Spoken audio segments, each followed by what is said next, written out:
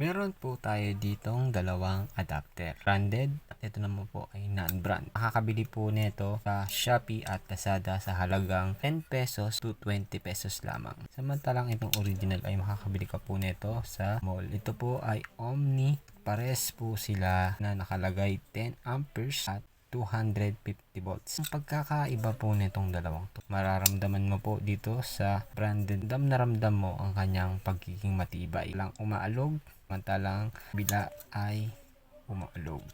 Minsan po akala natin nakakamura po tayo. Hindi po natin alam na lalagay po natin sa peligro ang ating pamilya at ang ating buhay. Dahil kapag ito po ginamit mo, umalog-alog po yan, mag-i-interrupt at maaaring pagmulan ng sunog, maaaring uminit po to dahil patay sindi po siya, parang nilalaro.